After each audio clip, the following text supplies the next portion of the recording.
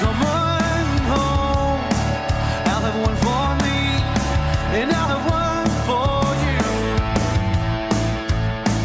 For you. So come on home. Hello there. Come in. It is WrestleMash time. I'm Paul. I'm a dad. I'm a key worker, a loud farter, a deadlifter, and a shameless copycat of Colt Cabana. But most importantly, I am a fan of professional wrestling. Now let me tell you about the podcast. WrestleMash is one of the 3 podcast parts which, when formed together, make the mega powers that is the Midweek Mashed Tattie Sportscast. You can find us on Twitter, TikTok, YouTube, Facebook, Instagram, and on all audio streaming platforms. Liking what you're listening to? Like, share, subscribe, and don't forget to leave us 5 stars, baby! Boom! Yes, my boy! And speaking of boom, bringing the boom are the mega powers upon this podcast. It is the Wish Viking himself, Macho Mick, and Hulk Harvey brother! Yeah, brother. Oh, yeah! Michael, theoretically, who wins this TLC tag match? Prime Hardys? Prime Horsemen? Arn and Tully, obviously. Prime Dudley Boys or the Young Bucks? Who would you think would win that? Who would you like to win it? Such an offensive question. Oh, straight away. Well, Powerhouse Paul, let me tell you. Ah, yes. Out of respect to the legacy of the TLC match, It would be the Hardy Boys all day long. Love it. Yeah, boy. Can't wait to get into the old Hardy Boys in this. And Harvey, the serious question to you this week: what would you rather have as a pet? A domesticated seal or a domesticated duck? A seal. A seal? They're actually apparently very clever animals. Nice little wet dog, isn't it? They're kind of like a dog, but That's they always can what I be think. vicious when they bite you. Vicious buggers. When you smell a Apparently dog. they're fucking They player, are. aren't they, man? Like hard. Aye, so it's like a... Aye, Don't I want to play fight with a seal. No. It's A dog will nip you, a seal will take you over. exactly. Well, aye, the seal. Aye. I remember when we went to the what do you call it? South Georgia and the Central Islands, Right. and you go down there and there's fucking seals and all that. Penguins just run about. By the way, penguins are fucking hoaching. Really, aye. Everybody thinks, oh, they're cute and that. They Oh, stink, smell-wise. man. Oh, I remember the penguin by Edinburgh. You like, aye. Aye. Aye. Because Why- shit everywhere. Aye. It's watering about Satan. Well, so for the seals, like when you go there, like the folk who live there and the tour guides and that, they grab 2 rocks because like the seals will be there and they'll just fucking rush you.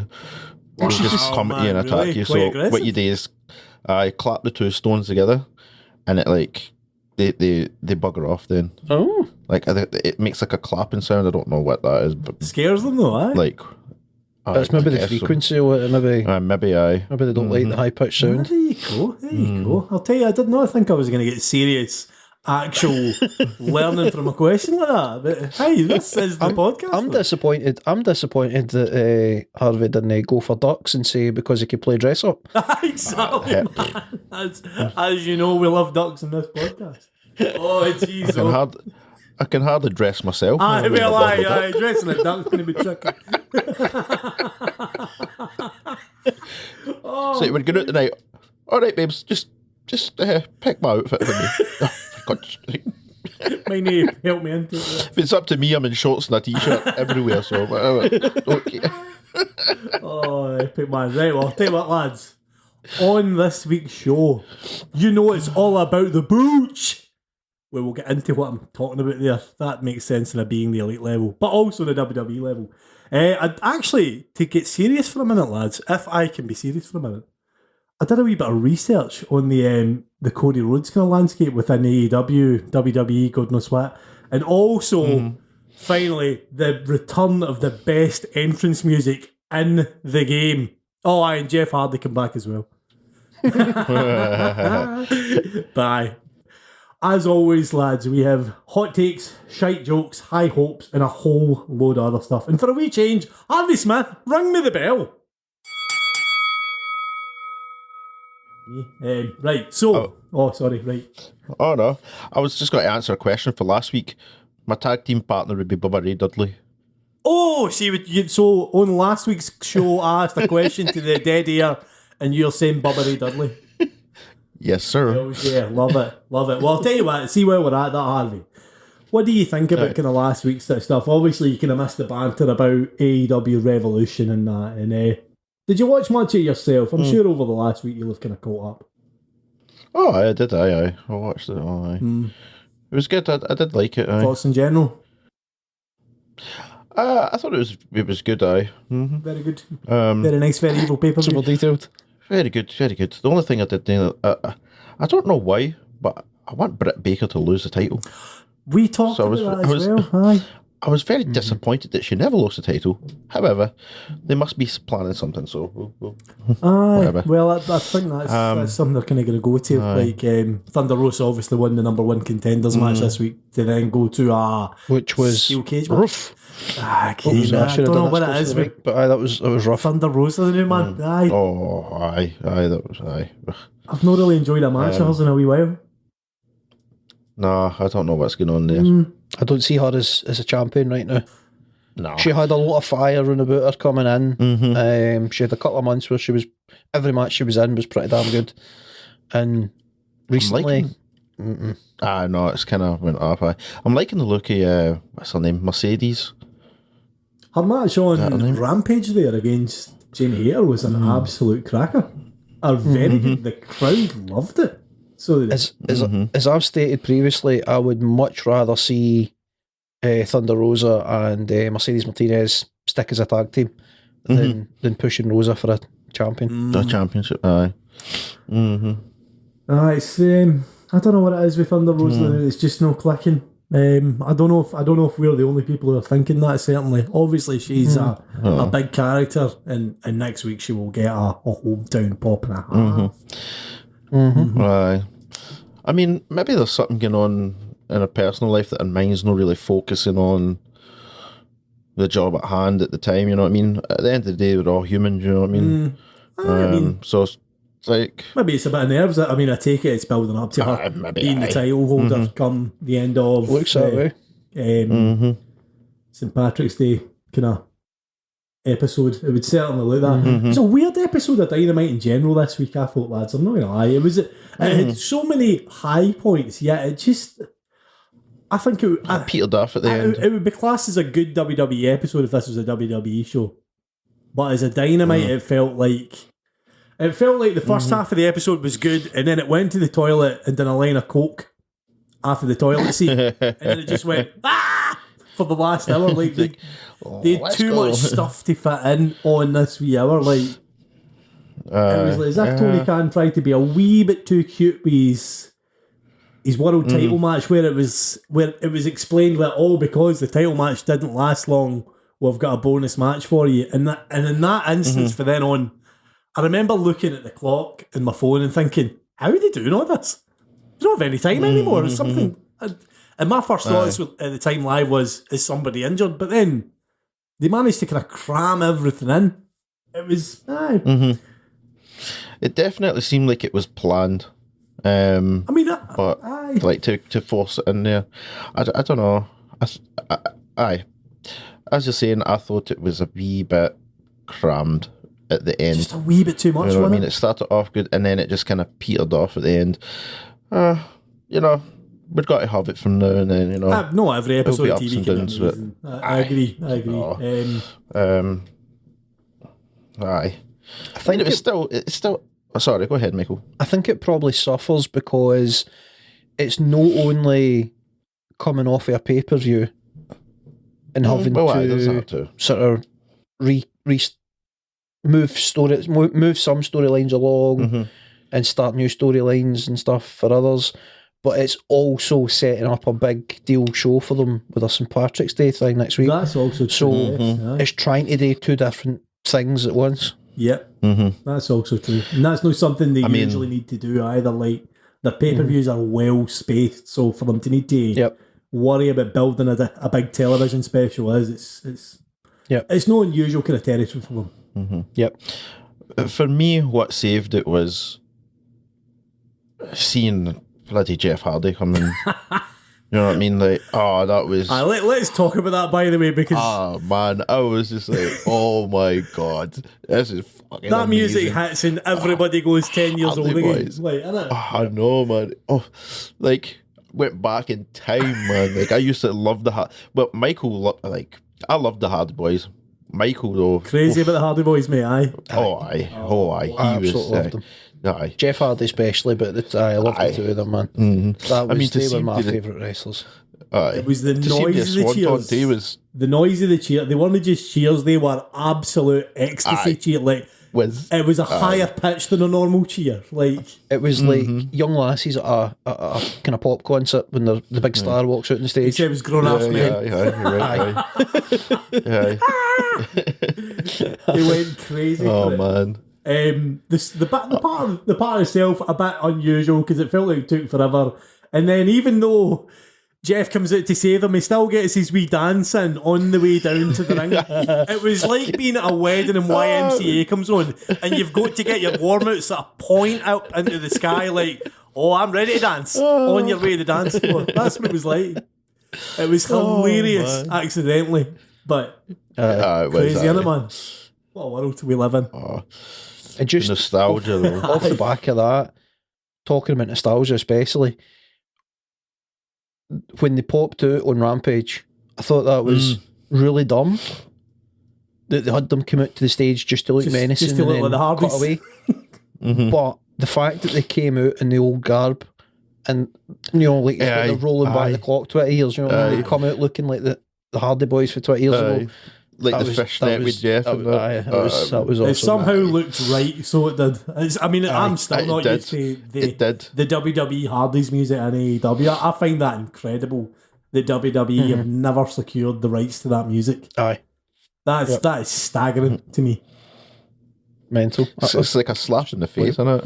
It's the icing in the cake. It's unbelievable. I think it's worth probably noting quickly that this is like a kind of alternate universe thing because realistically the two of them should have came into AEW together, but Jeff Hardy suffered a knee injury that put him out for a while in and they WWE, lengthened his contract. and the WWE being like freaking slave drivers that they are, they extended his contract by the length of time that he was out injured. So Matt Hardy came out of contract and went to AEW. Jeff Hardy was stuck in purgatory.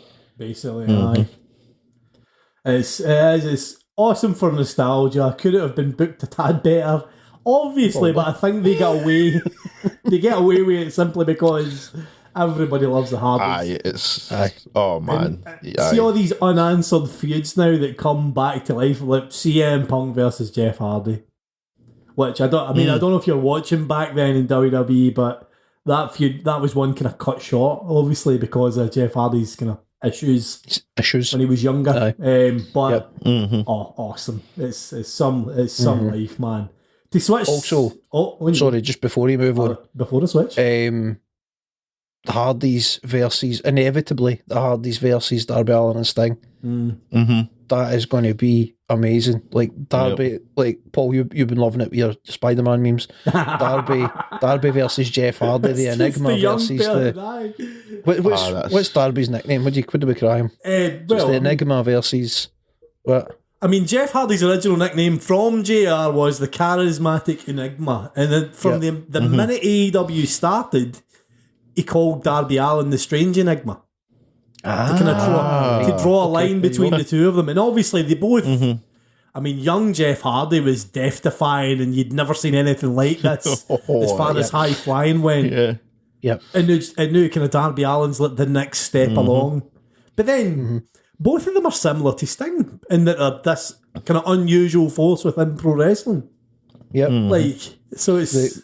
They're very unique characters. You could draw a line through the things three of them. Totally different. They don't... They're never face, heel, tweener. They're just them. There's who they are. Aye. There's something so cool about the three of them, and so similar. Like you say, they're no. It's not like they're the same person copying one another.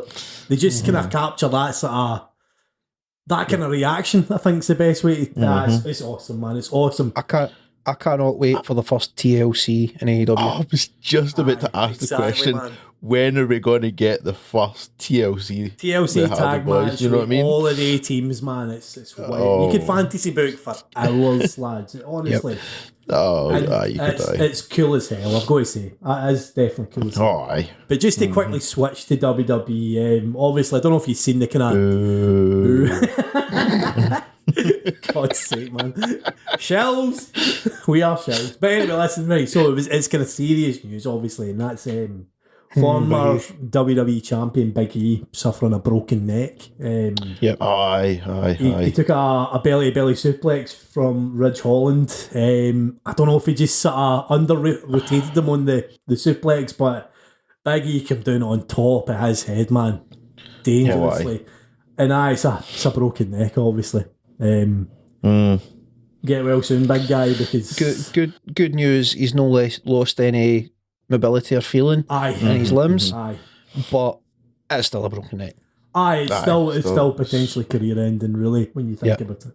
Well, aye, obviously. It's a broken bloody neck. He's just lucky he's such a muscly, strong boy that it's potentially held him together. Like he's been saved by his physical shape there, but I mean, many a skinnier man would have been dead. I'm not going to come out and slag the guy Ridge Holland for the suplex. I don't feel comfortable bagging in a guy for botching a move, and that shit just unfortunately happens in wrestling. It does. Is it worth noting though that he's got previous? He does have. I mean, there was a spot with Johnny Gargano where it was this exact move that this happened with. So you could bag on the guy. You could say he's an unsafe worker. For me, as long as the big guy's no losing his bloody quality of life, or if there's even a chance of his career continuing once he gets healthy again, then that's what you look at, I think, you lads. Aye.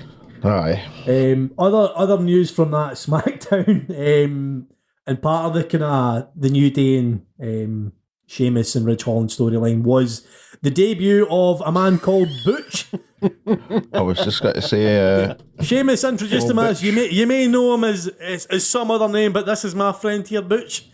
And I believe the quote is, you may know him by another name, but we know him by his nickname. This is my friend Butch, or something like that. But that's no Butch, that's Pete fucking Dunne, mate. We know who that is. We've been here before. It's not as if he's somebody that's been on telly or been a champion anywhere. You know what I mean? He's no, they just pulled him out. No, wait, no, that's right. No. He's been on Raw. The longest reigning he's been UK champion. Champion. The one that Walter beat. Oh, sorry, Gunther beat. Sorry, fuck. It's another example of how stupid do you all think we are. I genuinely felt sorry for the wee guy. Even he looked sad. I've never seen a guy with such sad eyes try to look hard. What are they thinking? It's just... Well, according to Vince McMahon, they're allowed to do their own thing, aren't they? In that interview where Pat McAfee fucking sucked his bobby for an hour. Oh, there's another we were going to ask you about that, but you've just gave us you've summed that up in a sentence there, Harvey. Not a fan, that's what you're telling me. Honestly, man, Pat McAfee, I like watching some of his shows, you know what I mean? But Jesus Christ, he might as well have had his cock in his mouth. Actually, I swear. Oh God. So not a fan because I think we kind of come along with a kind of similar sort of pattern last week, didn't we, Mick? Like it was a very pro WWE interview that. Aye. And he wasn't pulled up in some of his misgivings, certainly. And this would definitely come under misgiving, where you take a wrestler, you take your own wrestler, in fact, that you've had for a few years. He's built up a rep of being the bruiserweight, Pete Dunne. He's been on NXT UK. He's transferred to NXT, been one of their better performers for the best part of 2 years, and now he's Butch. Now he's Butch. Butch being a character from the Little Rascals. I mean, how old's the Little Rascals? 60s, 50s. I mean, there's no black and white effectively. So, I mean, I don't know. No words. It's no words. Literally, no words. I just don't know what to say about that. I just don't know. I have nothing. Oh God, it's interesting. It's definitely interesting. Aye. Tell you what, if nothing else. will we get serious for a moment here, lads, in the words of one Lance Storm? Will we get serious here for a wee minute? Yes. Right, well, I'll tell you what, lads. Thank you. I was waiting for somebody saying yes. Thank you. No, Paul, fuck off. So we will indeed get a wee bit serious. I did a wee bit of research through the week, lads. I got my wee journalist hat on, and I had a wee look on social media at a group that I'm a member of, All Elite Wrestling UK. It's on Facebook, and I asked the question. This was a question that I asked them. So I took a wee kind of public survey here. And I asked, did anybody even notice the lack of Cody Rhodes in Revolution 2022? Did you feel the pay-per-view was better off for the lack of it? What are your thoughts? So I gave two options, okay? Option A was, I missed the grandson of a plumber, Cody Rhodes. Option B was, I didn't miss that guy who played Stardust. Okay, so quite a few folk get back to me in this in the votes. 61 votes for I didn't miss Cody Rhodes and only 23 for I missed Cody Rhodes. Are we surprised by that? No. Not really, no. No, really. No. Because of the way that the fans were sort of reacting to him prior to his departure and in the way that he departed, I feel like it's probably too soon to get an accurate representation of an AEW fan. So you still feel it's a bit raw yet? Bit Aye. a raw kind of sticking point for an honest answer. It's an emotional answer, would you reckon? Yeah. I think so. Probably not for everybody, but for many of them, I would say so. Well, I mean, I'm just... on you go, Harvey, quickly. On you go. I'm going to read this. I was going to say... Were you going to agree? Probably... Sorry, I was just going to say, like, probably for most of the hardcore AEW fans, it'll be too emotional right now for them. But me as a casual fan, like, I honestly didn't even... Not really a great Since deal. he's been gone, it hasn't... I mean... I've missed him. It definitely seems to be the general consensus that... I mean, I'm going to read you some comments here. I've kind of checked over with the group to allow me to name them. Grace Bowles. I'm bored of hearing about him. One man alone does not make a company. I'm not really bothered where he goes next. Sam Hayden. Show was amazing, and I wouldn't have added anything to it. I do like Cody, and I hope he comes back to AEW one day, as there's a lot of stuff for him to do, stories to tell. He felt it did cast a wee bit of shadow, though, but in this absence, it's good for others to kind of grow more. Faith Summers, I was relieved there wasn't a Cody match. He's an excellent wrestler, but ever since the Agogo match, for me personally, stuff has felt very awkward. Where else are we? Andy Davis. Same as many on here. It seems at first I was shocked and intrigued, but I really don't care if he turned up in AEW now.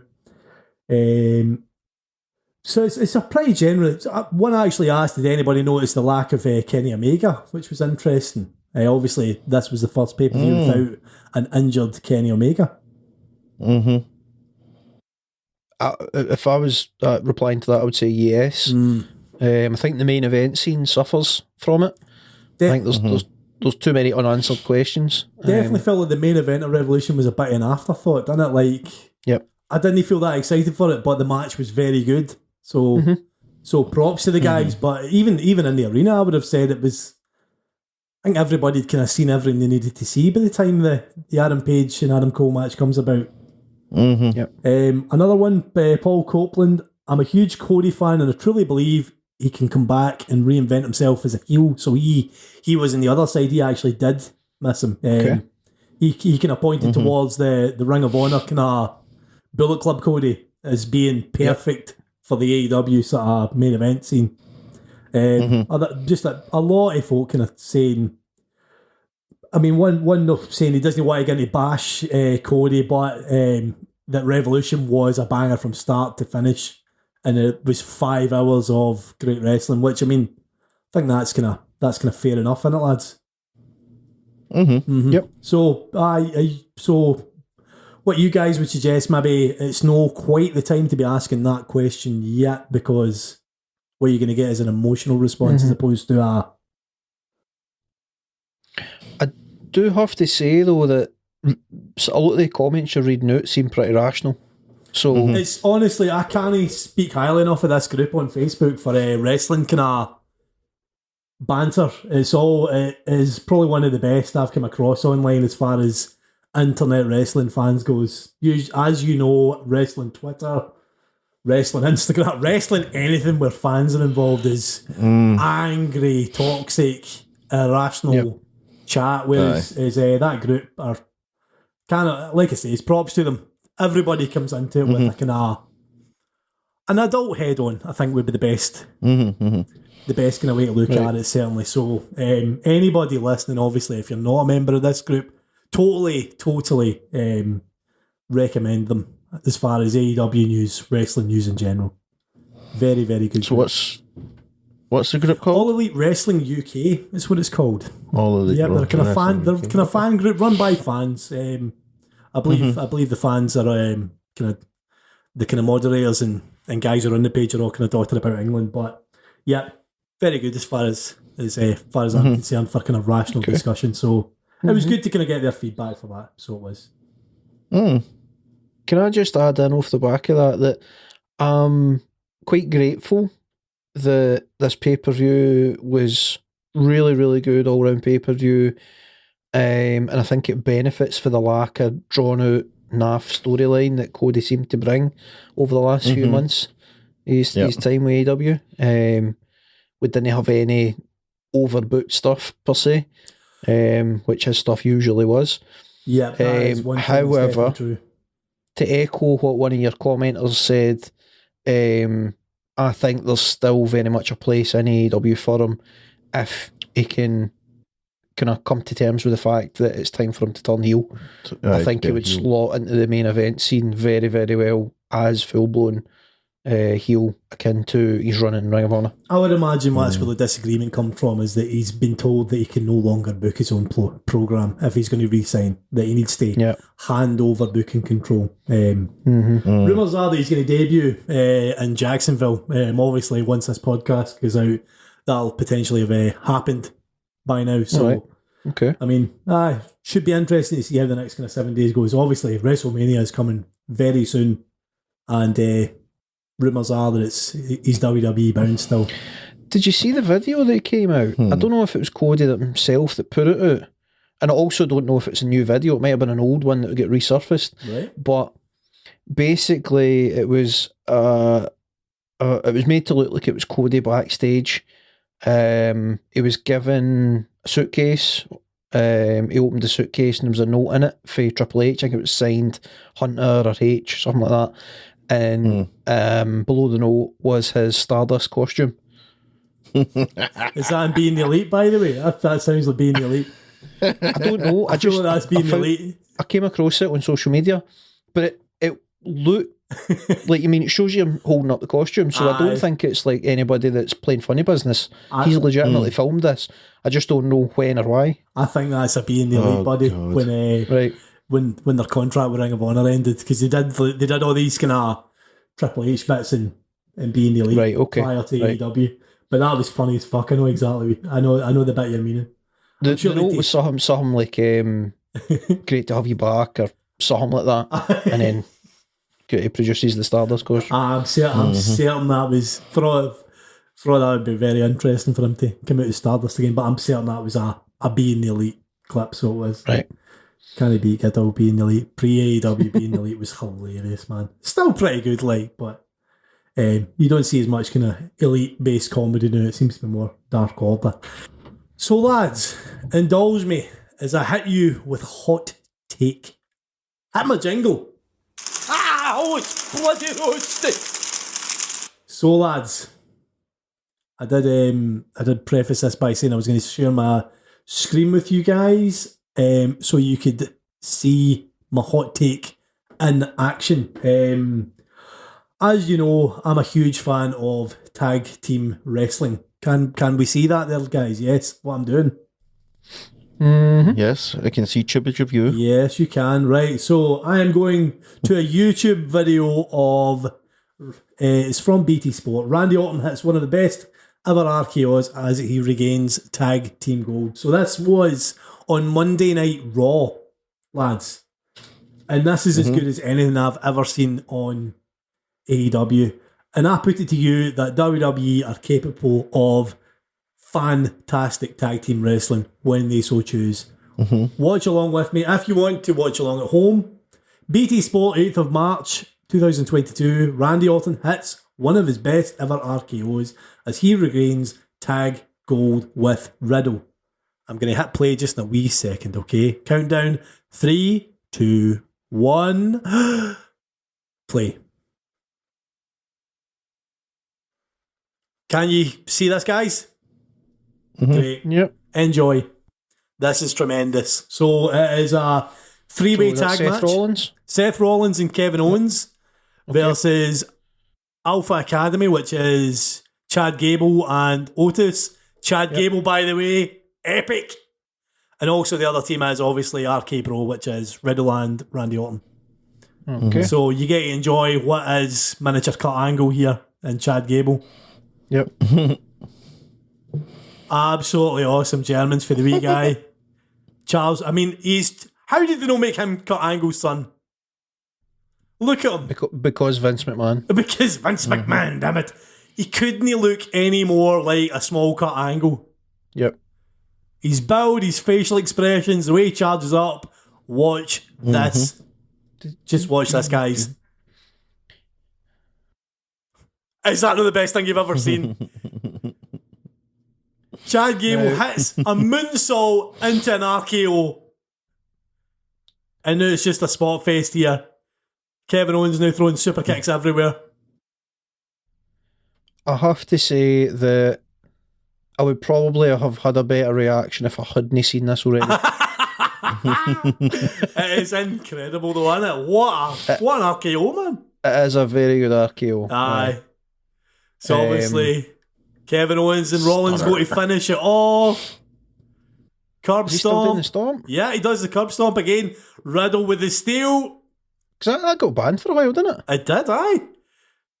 I love the psychology of Orton stopping those two getting in, and then obviously RK Bro win. Yep. And the crowd pop crazy. Now, so does this mean that Randy Orton is not injured? Because he had... So we'd said last week that potentially he was injured, and then obviously as the week went on, it turned out that his injury wasn't as bad as previously feared, and now he goes into WrestleMania as a tag champion. Okay.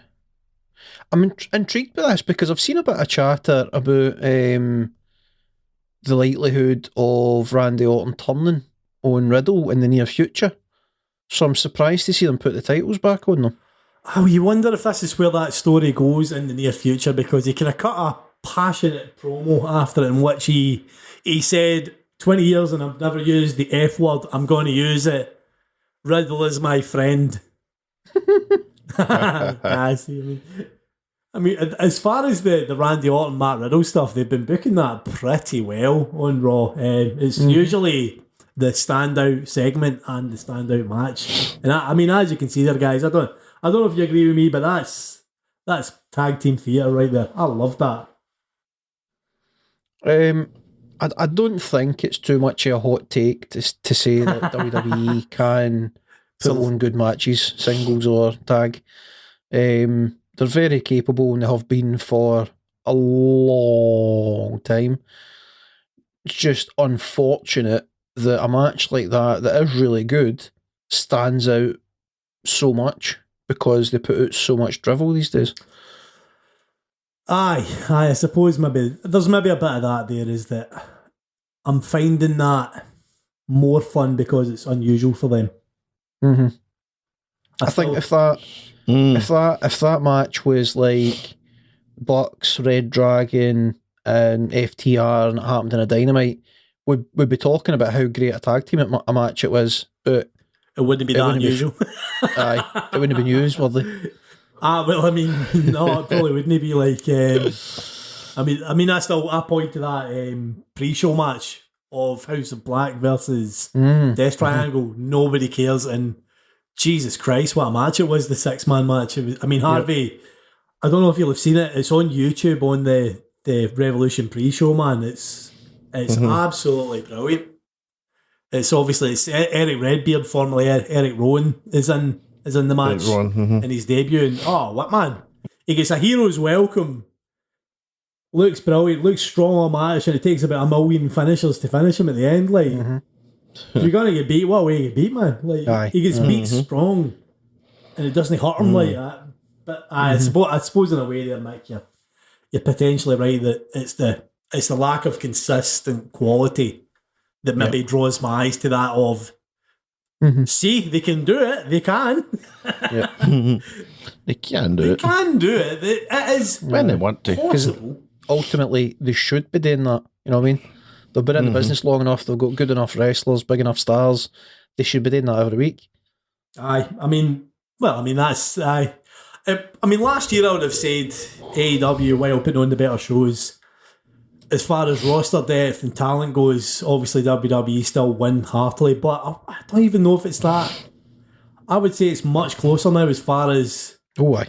depth of talent goes now, obviously, with AEW signing so many more kind of big stars and proper talented wrestlers. Yep. Incidentally, what did you think? Did any of you guys catch Swerve Strickland on Rampage? Very disappointed. Did you know that keen on him at all? It's like, how do I describe it? I don't know. I'm struggling for the words to adequately describe it. Did it feel a It's bit like a kinda like WWE match to you though? Like a 205 live match? Like it happened, Aye. but who cares? He seems like a guy that should fit much better in that sort of scene, WWE to 205 Live kind of thing. Like it didn't feel in any way like an AEW match. His style in that match anyway. I mean, maybe it was just that match, but it felt like the match went too long. It didn't feel like a main event. His style was like kind of like one trick pony kind of thing. You know what I mean? Like he's got this, like he's really fast and he slides round about. And he just kept doing that. And, you know, he would change up the setting. You know what I mean? Like, right now he's doing a backwards roll and he's sliding under for the sort of drop down to Aye. when your man's coming off the ropes. Or right now he's going to come out of the ropes in the corner and he's going to do a roll and a slide and this and that. But it's the same sort of thing hour and hour again. You know what I mean? It was very, very showy. Like, how do I... You know, it's like a spot fest, but rather than spots, it was like... Cool move. You know what I mean? There wasn't any psychology to it. There was no psychology or substance to the There was match. no point to it, if you know what I mean. Aye. Yep. I don't know how I felt about it. Like, I watched it and there's a character there and there's clearly talent there with the guy, but I don't know. If is that when off the air I thought, which isn't it? I would say usually when I watch Rampage, I love it because it's just fire down your throat. It's a really quick hour. It's awesome, but I don't know. I feel like that match should have been 10 minutes or less, and it should have been sort of co-main. The co-main event sort of switched with Keith Lee and QT, because that one had a wee bit of story. No, a lot of story, but enough. I would even and then argue obviously that it finishes with Powerhouse Hobbs and Ricky Starks running down. Powerhouse Hobbs hits the spine buster. That would have been a great way to finish the show. now there's a match I'm interested in seeing. Keith Lee and Hobbs and Keith Lee. Aye. Jesus, man. Meat man. But what I will say about Swerve, the spot where he did the diving handspring over the top rope into the handspring on the apron, landing on his feet and walking away like it was nothing, that's one of the coolest things I've ever seen. I mean, there's something there is, and there's a proper character there. I'm gonna dive quickly into Paul's fantasy booking here, right? And I'm gonna tell you right now, I want a stable with Swerve, Top Flight, Keith Lee, and Jay Lethal. I think that'd be an awesome stable. You've got your suave. You've got me up until Keith Lee. Keith Lee. I think Keith Lee needs to be in there. And I would have Swerve more as a talker than a wrestler. I quite like him in promos, I've got to say. I like his character. I like his kind of laid back, sort of calm delivery, like the way he talks. Right. Top Flight, I think, as well, obviously, is one of the great kind of young kind of face talents. I think that would be a great face stable. Call them the Heist. They're going to steal the hearts of AEW. Boom. Nailed it. Yes or no? No, I'm not into it. Like, take Keith Lee out of the equation. Love it. I think they're all Keith Lee's maybe too big for it, isn't he? they're all great fits, but Keith Lee's such a He's too such big a character, wonder, isn't he? man. He is too big a character. You can have him buddy up with folk, but for me, he needs to be treated kind of the way they had Hangman be associated with the Dark Order, but he's never Dark Order. That would work, I suppose, where he has allies, Keith but he Lee doesn't have a stable. Aye. I don't think you put him in a stable like that. I think if you want to buddy him up with him, and then now and again he's involved in matches with them, cool. Now and again, when they're down and out, he comes out and saves them, cool. But I don't think you have him be a full-time member of any stable. I feel like he needs allies, though, because, I mean, obviously this is going to be his first feud, and it's going to be with Team Taz.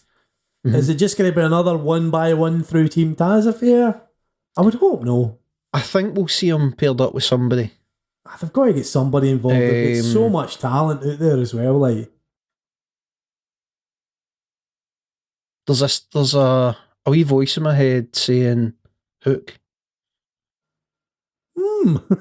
but there would be a bit of booking to get to the point where there's no storyline at the moment to have Hook want to leave Team Taz. So I think he's going to be. I think he's going to stick Team Taz. So, honey, like it's. His destiny is FTW champion one day. There's nobody off the top of my head that makes sense to involve in that storyline, but I think at some point, somebody, probably somebody with a past with Team Taz. But I can't think who. I know off the top of your head, sort of thing. Interesting. What do you guys think? I mean, just lastly here, we're kind of in the wrap up kind of stage.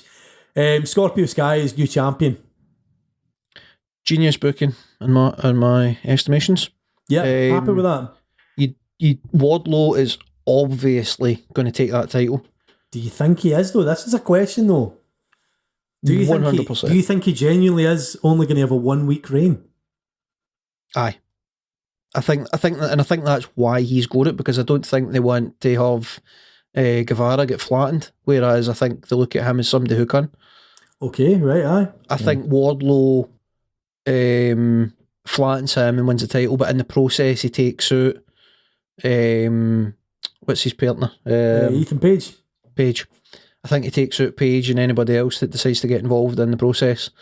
I could see them, just because they've done this to me before, where I've been so confident in what way the booking's going, I could see them have MJF return and cause Wardlow to lose the match. Now that's where I think it's going to go. I think that's the way it's going to go. Here's the thing though. They've made a big deal about making sure that we know that Wardlow isn't under AEW contract. He needs to win this to gain an AEW contract is the storyline they're going with. So if they don't have him win the title, then you need to go down the road of building up to a point where it's MJF versus Wardlow. If MJF wins, Wardlow's gone. If Wardlow wins, he gets a contract. And that to me would be the most WWE storyline they've done yet. You know what I saw though on the Wrestling Observer weekly, in fact, look, see the kind of daily show they do with Brian Alvarez, somebody put a comment in as an idea of like fantasy booking this. Have MJF come out and say, that's fine, I'll release you, but you've got a 90-day non-compete clause. Like the WWE kind of contract thing.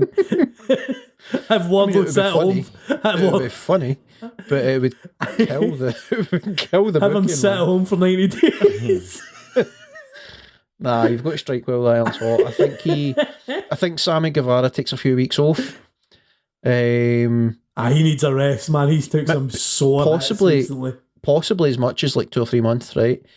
Wardlow dominates for the next few weeks, has his storyline with MJF. That builds to a match, probably at Double or Nothing. But I think most likely in the run up to that big match with MJF, he drops the title. Because I don't think that match needs a title. And I think he drops the title. He drops the title to a returning Guevara. I don't know if I would have it back in Guevara soon. I think Guevara's got some story to tell now with the Jericho Appreciation Society. Maybe, but well, they've set up Guevara and Tay versus Paige Paige Vanzant, Vanzant and whoever for that crew. So I mean, that's something worth talking about as well there, isn't it? Like, that's big news. I mean, obviously, as a wrestler, she doesn't carry much stock, but this feeds see in. This feeds into my theory that Sammy will be away for a while. I think they play on him being injured. Aye. And I think they keep him and Ty Conti off the telly for potentially 2 or 3 months. In the meantime, Paige Vanzant trains as a wrestler, so that they can then have a match, like a mixed tag match on the return. She has actually been to wrestling school recently and been training. Apparently, Gangrel has been training her. I did hear that, aye. So there has obviously been a bit of work getting her ready. I mean, for you, good hire or bad hire? I mean, I don't know if you're that keen on Paige Vanzant as a pro wrestler, are you? It's not for really. you. No, it again, it screams WWE to me. It's signing somebody based on their social media following, no based on their experience or skills as a pro wrestler. It was. I was immediately going to quote Harvey Smith there with the numbers don't lie kind of patter. Like, obviously, Paige Vanzant's social media presence. Like, I mean, I think I looked up last week. CM Punk is probably one of AEW's top stars. 900,000 Instagram followers. Paige Vanzant 3 million. Like, and I can't imagine that's 3 million women. That's 3 million men. Busted. OnlyFans subscribers, etc. Thirsty men that are amongst that follower count. I mean, it's a gamble, but can you see why? I can see in a business sense. I can definitely see why. You know, I mean, they've worked it in relatively well with the storyline involving Dan Lambert. It goes along with that.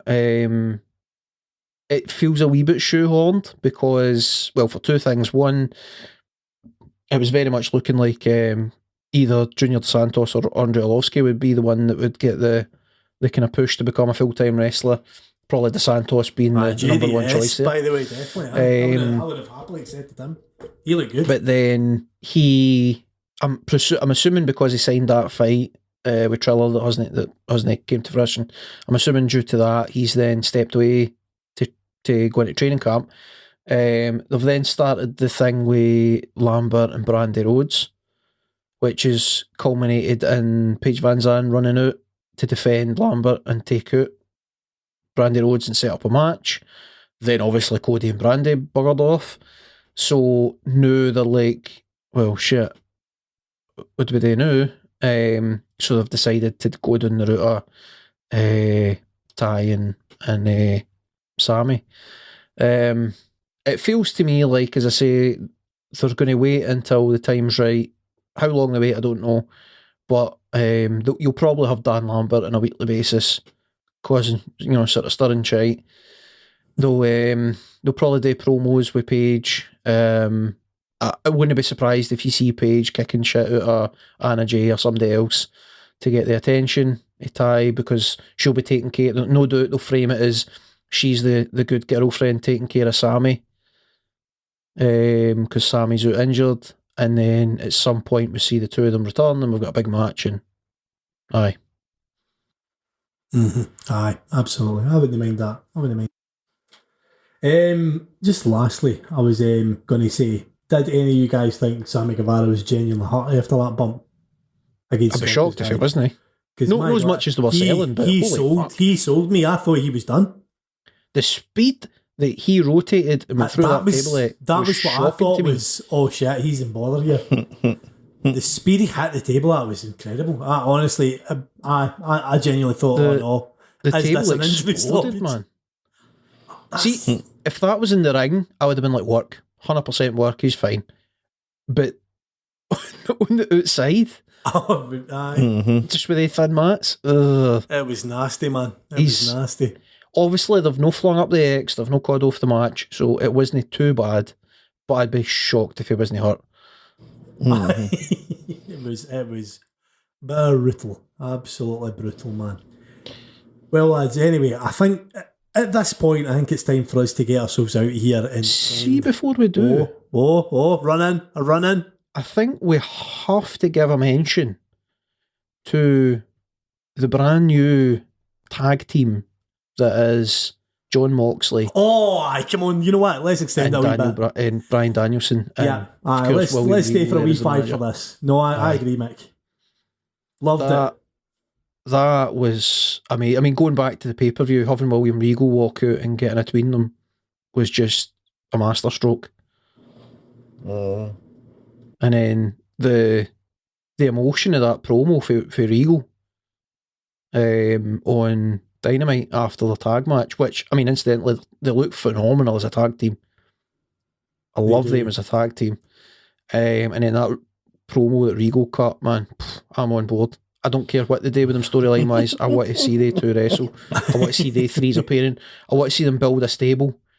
I want to see them build a hard style, Just all stiff these working tough stable. guys, man. Aye. Aye. I'm in agreement with you there. Certainly, that is something I would love to see. Is this violence at a bunch of gentlemen that go in there to win at all costs. Mm-hmm. That would be. Did you see that Regal put out a public apology after Dynamite because he ran over his time? He run over his time. Apparently, at the ringside, they were trying to say, Regal, mate, Aye. as he continued. But then, right, I mean, this was my problem with the kind of pacing of the show. Why put in another match when you could just let this man sing as a song? Yep. Because I know what I preferred. I mean, Pac is phenomenal, as is Wheeler Yuta, but who gives a fuck when it's the first time William Regal is spoken on national TV in a big company in front of a big crowd again? Like, I know what one I preferred, certainly. Question for Harvey. As the most casual among us, what's your thoughts on Mox and Danielson and having Regal in AEW? As far as the two of them teaming up together, I think it's pretty cool. The two of them, like, hard, like, wrestlers, you know what I mean? What did you call them? Stiff workers, aye. Definitely They've stiff. got a kind of Japanese hard style. Strong stiff style, workers. aye. God, Strong style, aye. God, a stable, the stiffies. Anyway, no, I do like that, but I did love to see William Regal come actually. It bodes well for the company, I must say. I do like it. I do. Having him as a manager and that, because even as a casual fan, you know that he's in that manager role. He's pretty good, like, you know. So, announced match for next week as well, continuing that Moxley and Danielson. It's them versus Chuck Taylor and Wheeler Yuta. Oh, that'll be fun. You wonder if this is the wee post-match of "Come with us, son. We'll turn you into a real shooter." With Wheeler Yuta. Possibly. I would like that. I would like that to be the first part of the recruitment phase. I think there's some serious fantasy booking to be done with the building in that stable. There's so many possibilities. It's one we may revisit. I think it's a good idea to potentially revisit it. The St. Patrick's Day Slam card in general looks awesome. Like, obviously there's a cage match for the women's title. There's the TNT title match. That's why I think it may not change hands, Mick, is because it's clearly going to be a change of title with the women's title. Two title changes on TV that's unicorn territory, mate. It's rare. I just don't see how you book it and know how it be shite. I think he's going to win. You're just wanting the Wardlow win, man. You're on the Wardlow train. They've built him up so much. It's the equivalent of ending Goldberg's streak if he doesn't win that title. You wonder if it hurts. Aye, if it hurts the push. Interesting. But like I says, I mean, we could speculate forever on how to go about it the right way. Wednesday, we'll see. I'm sure we'll see some more Hardys. We'll see everything. As far as the banter this week, lads, really, I'm going to call time on it here before we run into next week. As always, listeners, we are on all audio streaming platforms. We are now on YouTube. Would you believe that? You can find our podcasts on YouTube. They'll come online basically the same day that the audio podcasts come online. So if YouTube is your kind of weapon of choice for checking out podcasts, we are on there. As always, if you've enjoyed, recommend to a friend. We are a tiny wee humble podcast of friends just trying to make it in this mad big world. We would love to boost our wee hobby into the stars. So any sort of wee bit of recommendation, thank you very much. And as for WrestleMash this week, I have been Powerhouse Paul. I'll take that. I got too sweet for harvesting, that's okay. That has been Hulk Harvey and Macho Mick. We are out of here, guys. Bye-bye. Bye, the rider.